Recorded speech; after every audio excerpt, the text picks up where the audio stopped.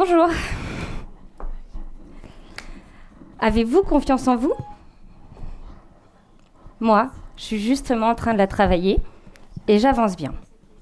Et oui, la confiance, ça se travaille, ça se construit petit à petit et tout au long de votre vie. Aujourd'hui, chers étudiants, vous êtes à un moment de votre vie où il y a peut-être plein d'opportunités ou plein de réflexions, plein de certitudes ou plein de doutes. Certaines choses vous semblent possibles et d'autres beaucoup moins. Et vous verrez, 10 ans plus tard, ce sera toujours le cas. Alors en travaillant votre confiance, elle va vous permettre d'aller plus loin, plus sereinement, pour atteindre vos rêves ou changer de voie, et en tout cas, pour faire ce pourquoi vous êtes fait. Pour vous donner un exemple, aujourd'hui j'ai un master en marketing et je travaille dans un environnement multiculturel. Je parle donc anglais toute la journée.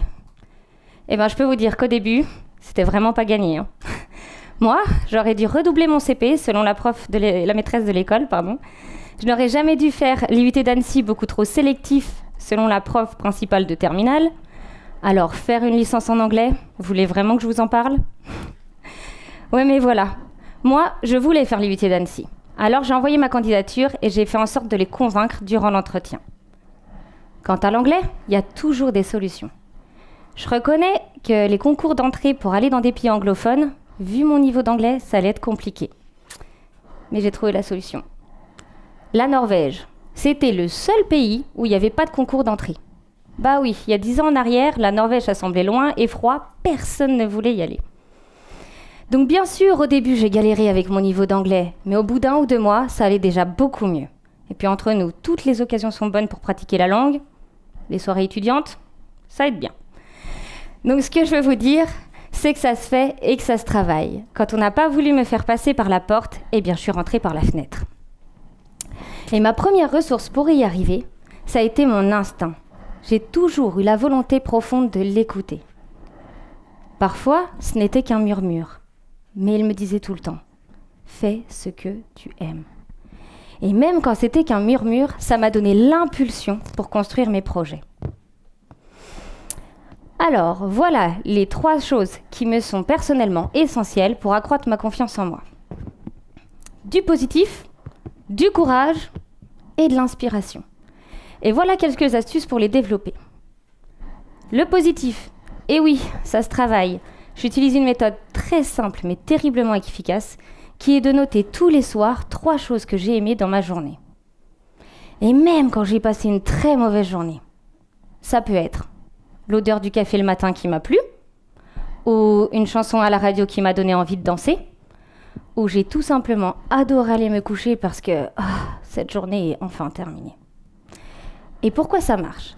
Parce que des études montrent que 90% de nos pensées sont les mêmes chaque jour, et que la plupart d'entre elles sont négatives. Ce qui veut dire que 9 sur 10 de nos pensées, en plus d'être récurrentes, pour la plupart sont négatives. En identifiant simplement 3 choses positives par jour, on finit par changer de perspective sur sa propre vie.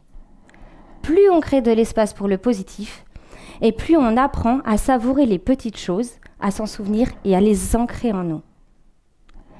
Des études montrent qu'au bout d'1 semaine de pratique seulement, il y a déjà des effets notables sur le bonheur et qui s'amplifient avec le temps. Ça vaut le coup d'essayer, non ? Je vous conseille de vous engager à le faire avec quelqu'un. Ça aide à le faire quotidiennement. 2. Le courage, même combat, ça se pratique. Et pour moi, une des méthodes qui marche le mieux est de faire 1 fois par jour quelque chose que je n'ai encore jamais fait. Et là encore, ça peut être des toutes petites choses. Comme par exemple, changer d'itinéraire quand je vais au travail, ou faire mes courses dans un supermarché différent, ou tout simplement essayer une nouvelle recette de cocktail, peu importe. Ce qui est important, c'est de le faire régulièrement.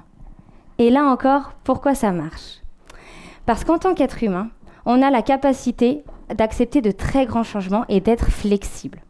Cependant, c'est souvent notre peur qui parle en premier. Ce sentiment de peur, il est désagréable, mais il ne dure pas longtemps. Car même si la nouveauté nous effraie, elle emmène aussi en nous une sensation de curiosité et d'intrigue. Cet exercice nous fait sortir de notre zone de confort et prendre confiance en nous.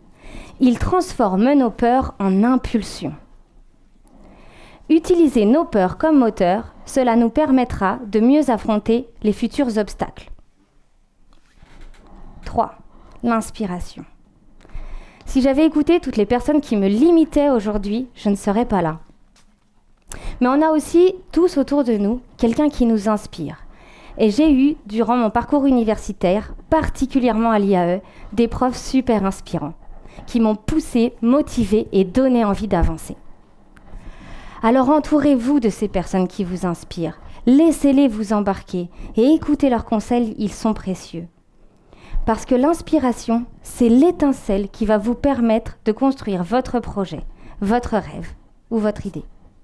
Alors il n'y aura peut-être pas 15 000 personnes qui vous inspirent. Mais des fois, il suffit d'une personne ou même d'une phrase pour nous donner pour nous donner l'impulsion dont on a besoin.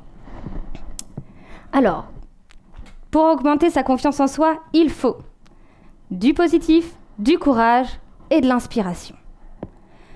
Certains d'entre vous ont peut-être déjà essayé d'atteindre leur projet ou leur rêve. Peut-être que ça n'a pas marché et peut-être que vous n'avez plus confiance. Eh bien, persévérez aussi longtemps qu'il le faudra. Est-ce que vous savez combien de fois tombe un enfant avant d'apprendre à marcher ? Environ 2400 fois. Et est-ce que vous savez pourquoi après toutes ces chutes, il finit quand même par apprendre à marcher ? Parce que ses parents n'ont aucun doute sur sa capacité à marcher. Alors sur ce point, soyez vos propres parents, ayez confiance en vous et dépassez vos limites. Je ne vous dis pas que c'est facile, je vous dis que ça vaut le coup. Car la vraie question au fond, ce n'est pas ce que vous pouvez faire, mais ce que vous voulez faire. Et c'est à cette question que j'aimerais que vous réfléchissiez. Qu'est-ce que vous voulez vraiment ? Qu'est-ce qui vous anime ? Quand on fait taire toutes vos peurs, toutes vos voix limitantes, qu'est-ce qui reste ? Alors maintenant, chers étudiants, c'est à vous. Quel est votre rêve ? Et quel est le prochain pas, aussi petit soit-il, qui vous rapprochera de lui ? Merci de votre écoute.